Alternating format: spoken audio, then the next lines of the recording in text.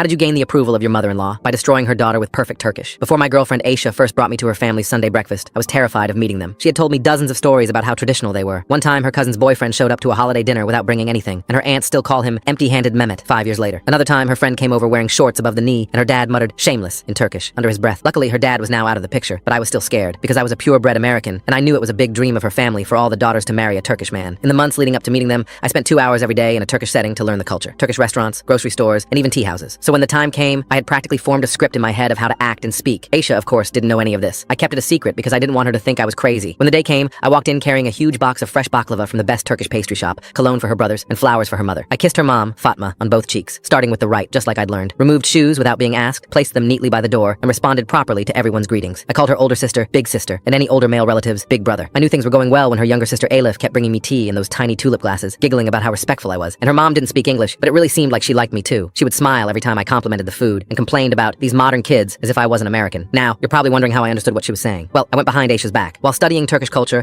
I started taking Turkish lessons. I didn't want to say anything about it because I wanted to surprise her at our engagement. So up until this point, it had been around 6 months of lessons, and I could hear how well Fatma was speaking of me to Aisha's two sisters. Aisha was practically glowing with pride. I had no idea that it was the calm before the storm, because there was just one person who made it abundantly clear that I was an unwanted guest, and that was her older sister, Zeynep. Constantly made snide remarks in English about how I was watering down their bloodline, made jokes about how I was a good warm-up for her future Turkish husband, but I was convinced that I would win her over eventually, and just shrugged it off. But the next time I was over, things had completely changed. When me and Aisha showed up at the door, her mom barely acknowledged me and asked Aisha in Turkish, "Why is the foreigner still around?" Aisha looked just as confused as me, but just rolled her eyes before walking in. We sat down for dinner, and Fatma served fresh meatballs and rice to everyone. Meanwhile, she handed me a plate of completely raw ground meat with raw onions. There was so much that the juice started dripping all over me, and just before I could ask for a napkin, Fatma, Emil, turned to Aisha and said, "This was always Emre's favorite." That's when everything made sense. Emre was her first love from university, and he was Turkish. Her family hadn't accepted me, so there I was, pretending to eat raw meat and trying to make polite small talk, when Zeynep, the older sister, turned to my future mother-in-law and said in Turkish, "Her boyfriend just told me that doner kebab is better in Germany." I froze. My girlfriend opened her mouth to speak, but I lightly pinched her arm under the table because I had to test the waters. "This food is really delicious," I said in English, with a completely straight face. "He says Turkish food gives him diarrhea," Zeynep translated. Fatma's face went completely red, and she started muttering prayers under her breath. The room was silent. I couldn't even hide my smile. "Thank you for having me in your beautiful home," I said. "He said your house smells like a kebab shop and needs renovation," Zeynep lied. My girlfriend was shaking with anger. Fatma was getting ready to throw me out. That's when I looked directly at Fatma and said in perfect Turkish, "Mother Fatma, I've been learning Turkish for 6 months to properly ask for Aisha's hand. Every word your daughter translated was a lie. Allah is my witness." My girlfriend nearly spit out her yogurt drink. Even her younger sister, the angel of the family, burst out laughing. Zeynep tried to recover, stammering excuses, but it was over. I had won. Fatma grabbed the plate of raw meat and dumped it over her daughter's head. "What kind of daughter are you? Shameless!" she yelled, before getting up to hug me and apologize, calling me my son for the first time. On the drive home, I almost crashed, because me and Aisha couldn't stop laughing about how crazy the whole thing had been. And I didn't know it at the time, but her sister was still upset about Aisha marrying a foreigner. And it wasn't long before she turned my entire life upside down. Full story on channel, linked below.